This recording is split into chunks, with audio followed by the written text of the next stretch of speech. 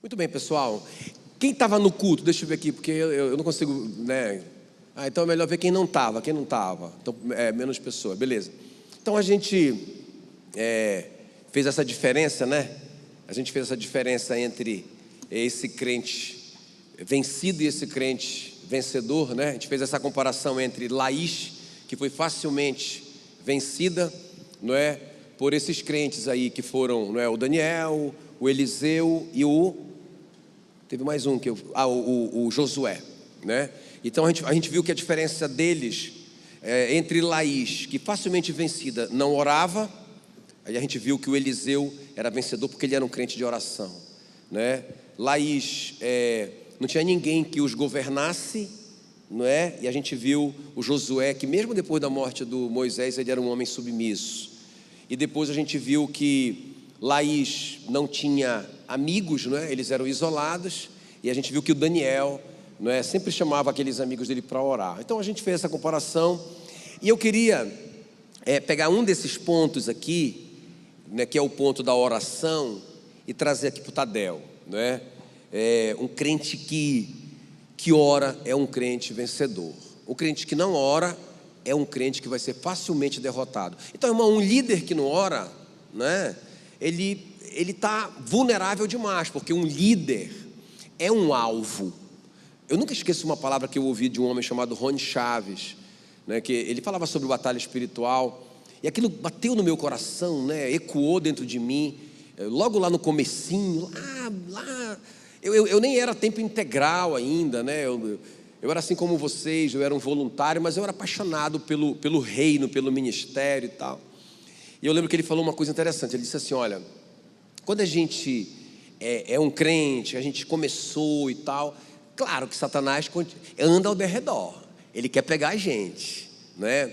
Mas quando a gente vai crescendo em patente, olha só o que ele diz: agora eu sou um líder de célula, agora eu já estou influenciando pessoas, agora a minha vida, não é, já é observada ali por 10 pessoas, e o que eu faço influencia espiritualmente a vida deles.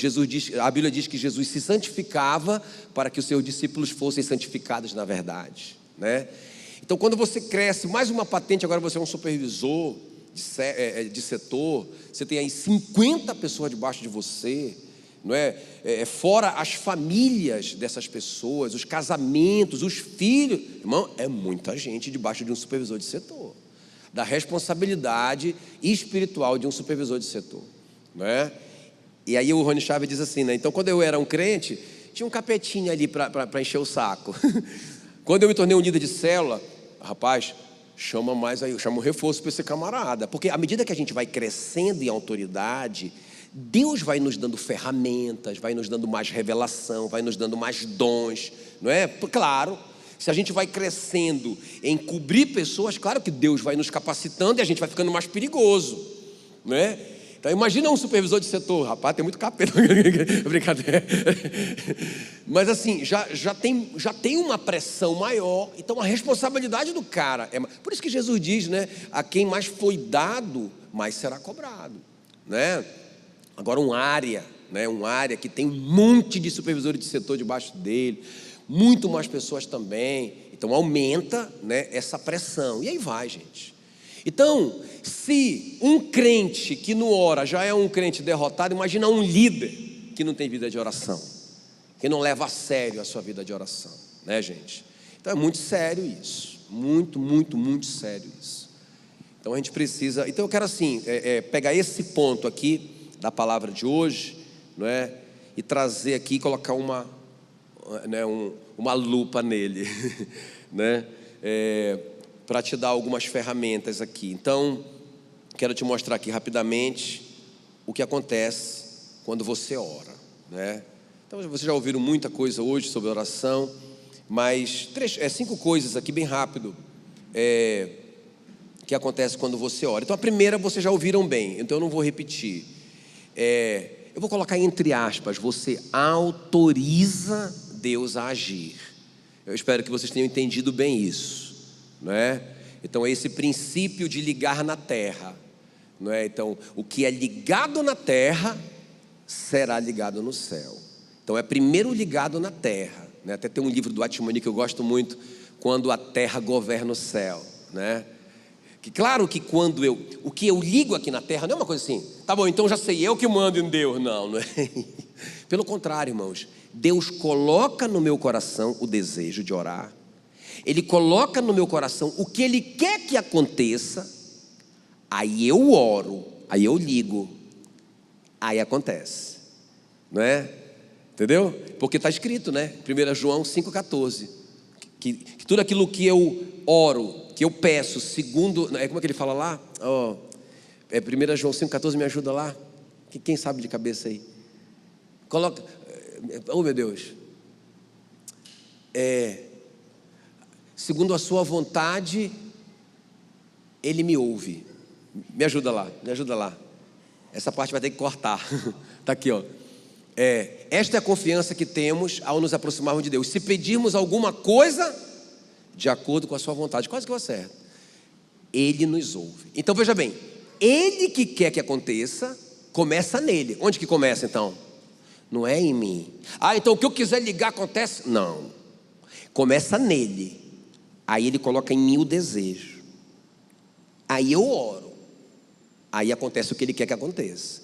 Por isso que fala assim, né? Que Deus procurou um homem para se colocar na brecha. É isso, né? Alguém que tem aquele encargo para que aquilo aconteça ou não aconteça, né? Nesse caso, Deus queria destruir uma cidade, né?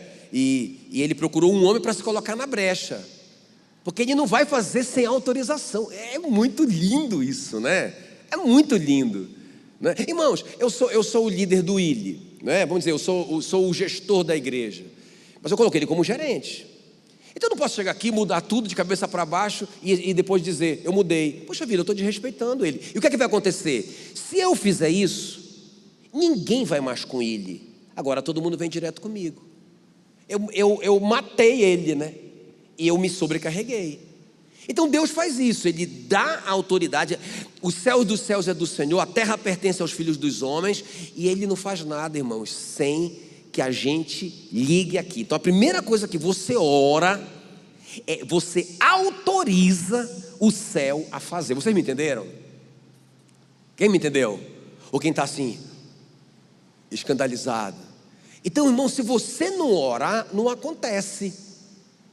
Porque senão, irmão, para que Jesus falou tanto sobre oração se não precisa orar? Não é? Por que Jesus, como Filho de Deus aqui na terra, orava tanto? Por que os discípulos ficaram tão impactados com a vida de oração de Jesus que eles disseram, Senhor, ensina-nos a orar? Não é? É interessante, eles não disseram, ensina-nos a pregar, ensina-nos a ensinar, ensina-nos a adorar. Não que não fosse importante, mas eles ficaram tão impactados com a vida de oração de Jesus que eles pediram, ensina-nos a orar, ok? Então a primeira razão, não é? Para que, a primeira coisa que vai acontecer quando a gente orar, não é? Nós vamos autorizar Deus a agir na terra, beleza? Tá, segundo lugar, quando você ora, Deus muda a sua sorte. Jó 42:10. Eu não passei para os meninos, por isso que está demorando um pouquinho, não, a culpa foi minha, tá? Meus amores. Mas se vocês puderem me ajudar, eu agradeço. Jó 42:10 diz assim, olha: mudou o Senhor a sorte de Jó quando este orava pelos seus amigos, e o Senhor deu-lhes o dobro de tudo o que antes possuíram. O que acontece quando você ora por alguém? O que acontece? Deus muda a sua sorte. Quem quer tirar a sorte grande? Está na Bíblia, não é? Então quando você está orando para que as coisas aconteçam na vida das pessoas, Deus está mudando a sua sorte. Olha só que coisa poderosa, gente. Por isso que a gente tem que ter vida de oração, né? Por isso que a gente tem que estar orando pelas pessoas. Amém, queridos? Então a segunda coisa que acontece aqui, quando você está orando por alguém, você está orando ali por aquela família, não é? Deus está mexendo com a sua família. Por quê? Por que isso? Porque Deus sabe que só vai acontecer com aquela família se alguém se colocar na brecha. Olha a responsabilidade, não é? Deus sabe que aquela família não tem essa revelação ainda de oração. Eles não sabem, irmão, muito de nós pisamos na bola com relação à oração. Ainda mais uma família ali que está mais ou menos na igreja. Não estão orando mesmo, pode ter certeza, eles não estão orando. E se eles não estão orando, eles estão igual Laís, vulneráveis. Não é? Fáceis, presas fáceis. Então, alguém tem que se colocar na brecha. E quando você diz assim, eis-me aqui, Senhor, eu vou orar por essa família, eu vou orar por essa situação, eu vou orar por essa nação. Não é? Irmão, pode crer que Deus vai te recompensar, vai mudar a sua sorte. Quem está me entendendo? Então, quando você ora por alguém, Deus muda a sua sorte. Não é? Muito interessante isso aqui. E o Jó, irmão, tinha tanta coisa para orar por ele mesmo nessa ocasião. Ele tinha perdido toda a família, ele estava doente, ele tinha perdido tudo. O que esse cara vai orar pelos outros? Tem que orar por ele. Não é? Mas quando ele ora pelos seus amigos que estão ali, não é, condenando ele, olha o que Deus faz. Deus muda a sorte de Jó, não é? E ele se tornou, quer ver? Olha, eu acho tão interessante que ele fala assim, olha, Deus muda a sorte de Jó quando este orava pelos seus amigos, e o Senhor deu-lhe o dobro de tudo o que antes ele possuía. Em terceiro lugar, quando você ora, não é? Deus envia anjos. Você acredita nisso? Você acredita em anjo? Quem que acredita em anjo? A maioria, graças a Deus, né? Irmão, se você não acredita em anjo, você não acredita em mais nada, porque está na Bíblia, né? Então, Deus envia, a gente não vê, mas esses anjos podem ser, a gente vê na Bíblia, esses anjos podem ser com asas, podem ser igual o Daniel, né? O Daniel estava orando, quer ver? Olha aqui, ó. O Daniel estava orando. Daniel, capítulo 9, né, versículos 10 a 12, fala assim, olha. Capítulo 10, versículo 12. Então me disse, olha o que o anjo disse para o Daniel: não temas, Daniel, porque desde o primeiro dia em que aplicar-te o coração a compreender e a humilhar-te perante o teu Deus, ou seja, foram ouvidas as tuas palavras, ou seja, a tua oração, e por causa das tuas palavras, ou por causa da tua oração, é que eu vim. Por que os anjos vieram? Por que os anjos vieram? Por causa da oração do Daniel. Então, irmãos, esses anjos, eles podem ser com asas, foi o caso aqui do Daniel, né? Anjos, e podem ser pessoas. Muitas vezes na Bíblia, não é? Chegaram homens que, por exemplo, chegaram aqueles homens na casa do Ló. Ele não sabia que eram anjos, não é? Ele deu comida para os caras, ele ofereceu para os caras dormirem lá, não é? Então deixa eu te falar uma coisa, quando a gente ora, Deus pode enviar pessoas que vocês depois vão ficar em dúvida se não era um anjo, não é? Sabe aquelas pessoas que aparecem do nada e tal, e te ajudam, não sei o quê. Quem já teve uma experiência assim? Né? E depois você ficou pensando, cara, será que não era um anjo? Não é?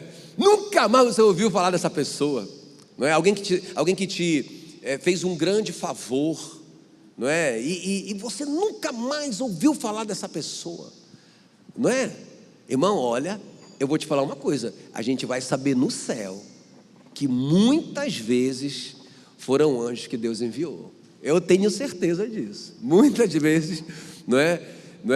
Deus mandou pessoas assim para nos ajudar. Então, quando a gente ora, Deus envia anjos. Podem ser com asas ou podem ser pessoas, tá bom? Então, a terceira coisa que acontece, isso é muito importante, porque os anjos, a Bíblia diz, eles são ministros de Deus a serviço daqueles, não é? Olha só, Hebreus 1,14, espíritos ministradores, ou servos.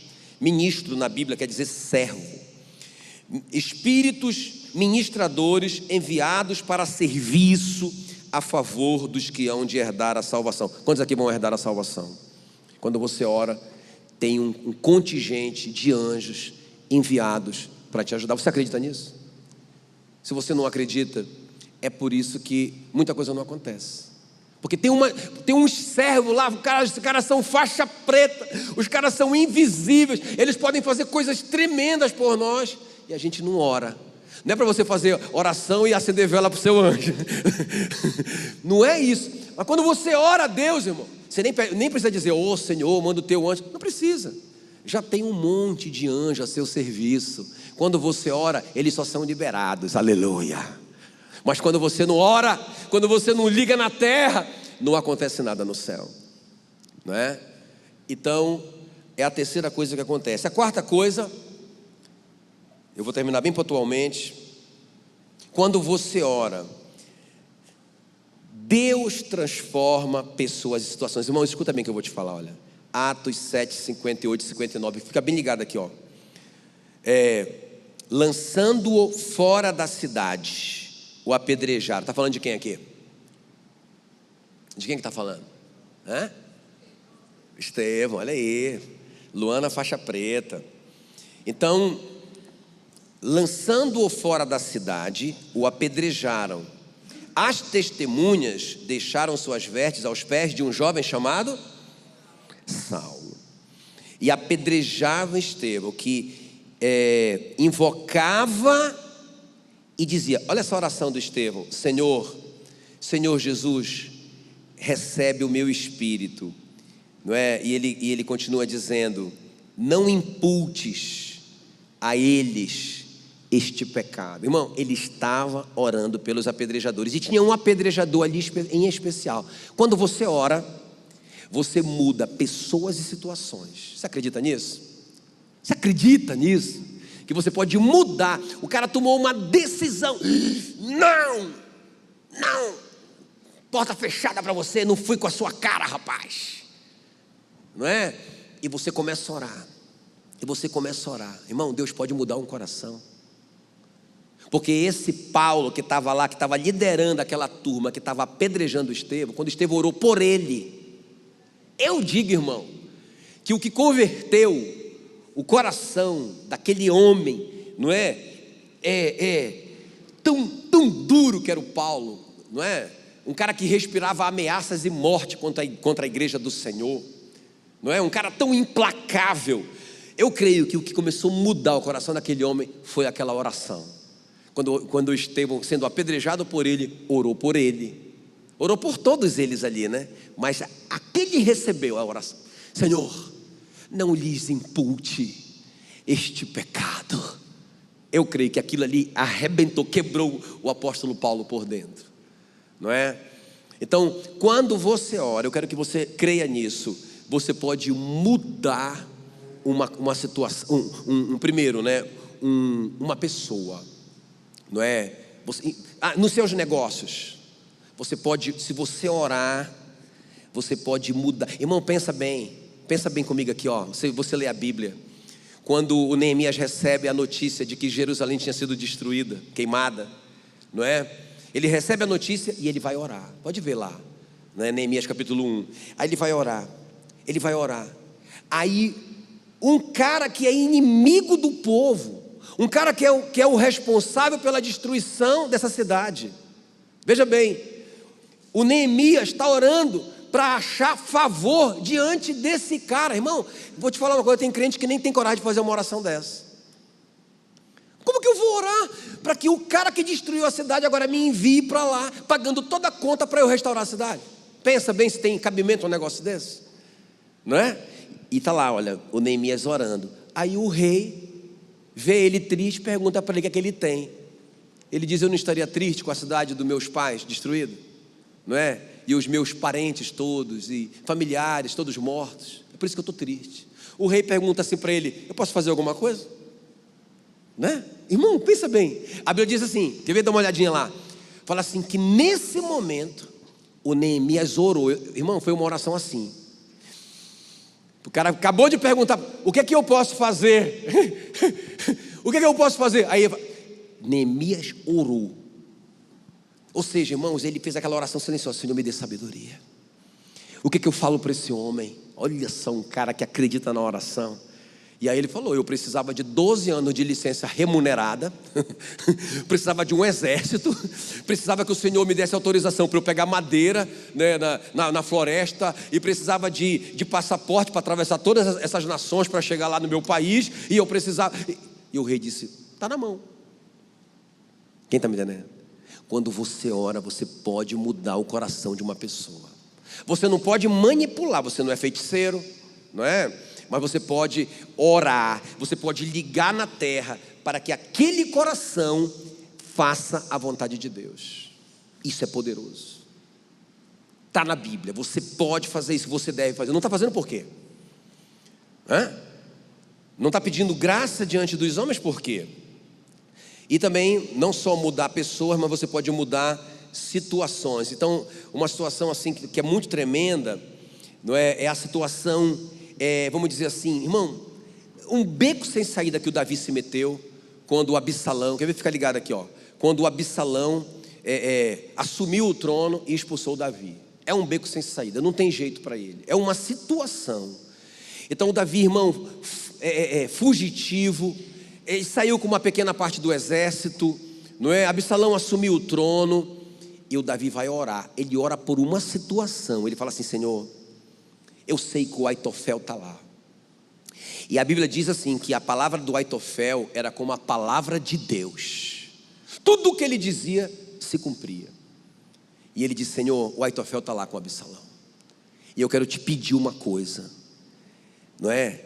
Transforma, Senhor, o conselho do Aitofel num mau conselho, não é? Confunde, ele fala, confunde o conselho de Aitofel. Olha essa oração, irmãos, e aquele conselho, escuta o que eu estou te falando, líder. Olha só que uma oração pode fazer. Aí olha só, o Davi está fugindo, cansadíssimo, exausto, ele está detonado, com um grupinho desse tamanho, não é? E Israel pensa, né, liderados pelo Absalão, poderosa. E o Aitofel dá um conselho. Qual que é o conselho que o Aitofel dá? Ele diz: olha, nós precisamos agora aproveitar a fraqueza dele, e a gente precisa correr e matar ele agora. Mas por causa da oração do Davi, o Absalão, uma boa palavra, e perguntou para o Uzai, que estava lá como um espião do Davi. Ele disse: e você, Uzai, o que você acha? Ele disse: não, eu acho que dessa vez o conselho do Aitofel não é bom, porque o Davi, ele está como a ursa que foi roubada dos seus filhotes, e os homens que estão com ele são muito valentes, e o Davi é muito inteligente. Nessa hora ele nem está lá com o pessoal junto, ele deve estar numa caverna escondido. Eu acho o seguinte: a gente deve esperar amanhecer, e a gente deve convocar todo Israel, todas as cidades de Israel, e de manhã bem cedo a gente vai com todo mundo. A Bíblia diz que o Absalão preferiu o conselho do Uzai. Irmãos, isso fez com que o Aitofel saísse de lá para se matar. Se o Absalão tivesse ouvido aquele conselho do Aitofel, o Davi teria morrido. Mas aquela oração, Senhor, confunde o conselho dele. O cara lá não aceitou o conselho dele. Você tem orado por isso? Alguém de repente aconselha alguém contra você? Alguém importante, não é? Dá uma palavra a seu respeito, pode ser uma mentira, não é? Pode ser uma mentira que pode te prejudicar. Você tem orado por essas pessoas que podem influenciar uma decisão contra você? Pastor, eu não oro nada por isso. Na verdade eu não oro nem por nada. E é por isso que as coisas não acontecem. Entende? Isso está à nossa disposição. Esse poder da oração está à nossa disposição. Nós podemos mudar pessoas, como a oração do Estevão mudou o Paulo, e nós podemos mudar uma situação irremediável por causa da oração. Quem está entendendo? E o último lugar, para a gente orar. Eu já falei as 5, né? Falei as 5 já. Bora ver se a gente não consegue lembrar? Me ajuda lá. O que é que a oração pode fazer? Quando você ora, o que acontece? Quem lembra? Deus envia os anjos, pode mudar, não é, pessoas e situações. Que mais? Autoriza a ação de Deus na terra. Que mais? Falta uma.